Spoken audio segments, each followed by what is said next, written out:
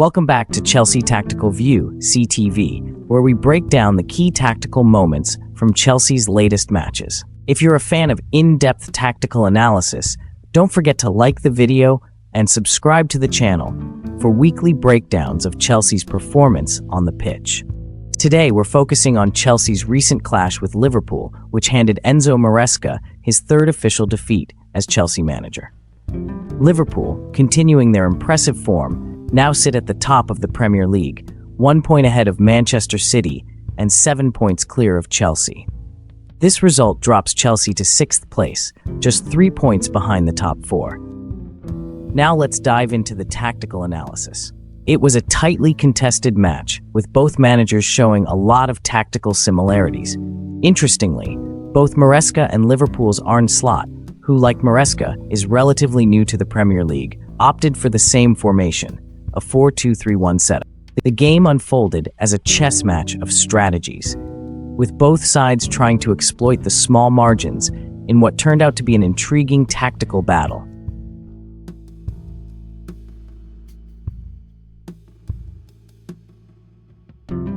In possession, Chelsea's formation shifted into a 3-2-4-1 structure.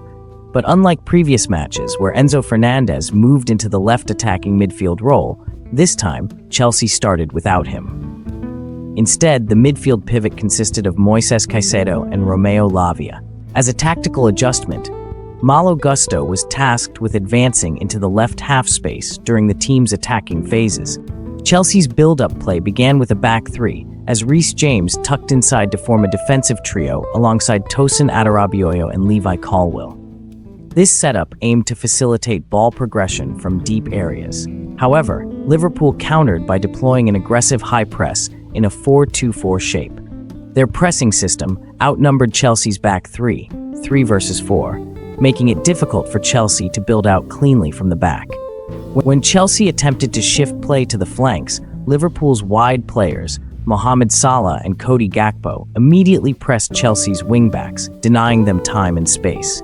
If Chelsea tried to play through the middle, Diogo Jota and Dominic Szoboszlai effectively shut down passing lanes to Caicedo and Lavia, limiting Chelsea's central progression. As a result, Chelsea were forced to resort to long balls aimed at either Nicholas Jackson or Noni Madueke, but Liverpool had a significant aerial advantage, neutralizing this tactic. However, Liverpool's pressing structure wasn't flawless. At times, Chelsea successfully broke through the press, exposing the vulnerabilities in Liverpool's high-pressure system. Once Chelsea bypassed the initial press, they gained numerical superiority in key areas and could exploit the space behind Liverpool's pressing forwards. This allowed Chelsea to launch dangerous attacks and engage Liverpool's backline with space and numbers in their favor. Once Chelsea broke through Liverpool's press and advanced forward, Liverpool transitioned into a more defensive posture by dropping into a low block, shifting to a 4-4-2 defensive shape. In this system, Curtis Jones was tasked with man-marking Cole Palmer and blocking passing lanes into him, while staying compact with the rest of the team. Liverpool maintained a tight, cohesive low block, ensuring that there were no gaps for Chelsea to exploit. When in possession, Liverpool attempted to play out from the back, adhering to their usual style of building play through short passes between the center-backs and midfield. However, Chelsea's aggressive man-to-man pressing system made this strategy incredibly difficult. Their high press disrupted Liverpool's build-up phase, often forcing the Reds into making rushed passes or losing possession in dangerous areas, particularly near their own defensive third. Recognizing the risks involved, Liverpool adjusted early in the match by opting for a more direct approach. They began launching long balls aimed at bypassing Chelsea's press, targeting their forward line of Cody Gakpo, Darwin Núñez, and Mohamed Salah. This direct play allowed them to negate the high press and advance the ball into more favorable areas. Crucially, by committing more players forward to challenge for second balls, Liverpool were able to maintain a presence higher up the pitch, leading to fluid link-up plays, including effective 1-2 combinations between their forwards and midfielders. Given Liverpool's height advantage, they won the majority of aerial duels, particularly with Nunez and Gakpo challenging Chelsea's defenders. This aerial superiority allowed Liverpool to sustain attacks by immediately pressing Chelsea's backline upon winning second balls. Their approach was to overwhelm Chelsea's defense with speed and numbers, constantly looking to exploit gaps in behind with swift, direct runs from their attackers. The pace of Liverpool's forwards caused significant problems for Chelsea's backline, especially when counter-attacking, where Liverpool was far more dangerous. In transition, Liverpool's rapid interplay and lightning-quick passing sequences enabled them to effectively stretch Chelsea's defense. They frequently targeted the flanks, aiming to exploit the space left behind by Chelsea's advanced fullbacks, particularly Malo Gusto, who often pushed high up the field.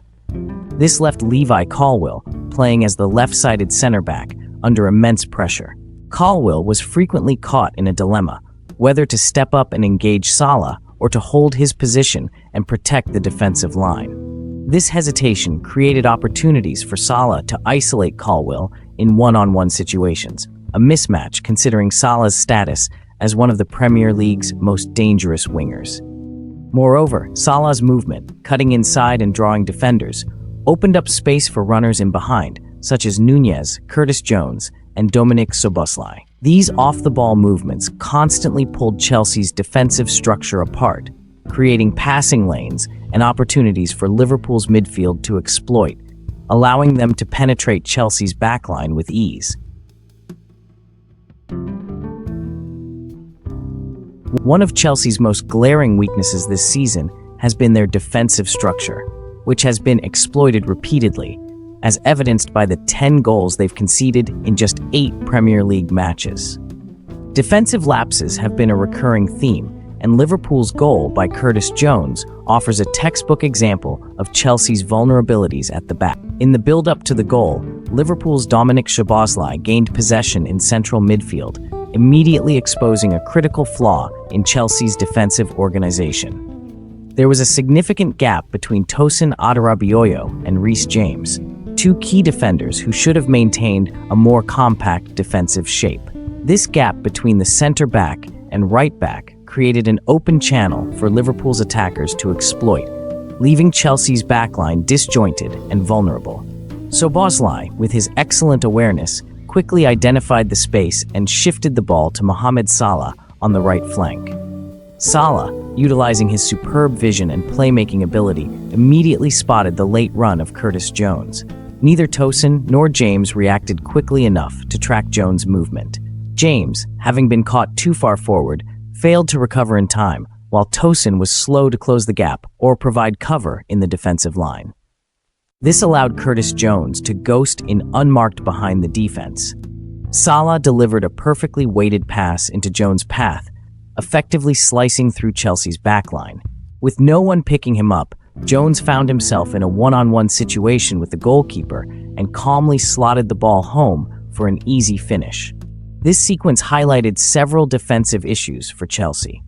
The lack of communication between James and Tosin, as well as their failure to close down the space between them, left Chelsea's defense stretched and unorganized. Additionally, the midfield did not provide sufficient cover to track runners, allowing Liverpool to easily break through with a well-timed run and pass combination. While Chelsea may have lost the match, it is important to note that, if not for some defensive errors, Chelsea could have easily won or drawn the match. Both managers were tactically sound and looked to exploit each other's weaknesses. Arne Slot may have won the match at Anfield, but Maresca will need to devise great tactics to defeat Arne Slot in the return fixture at Stamford Bridge.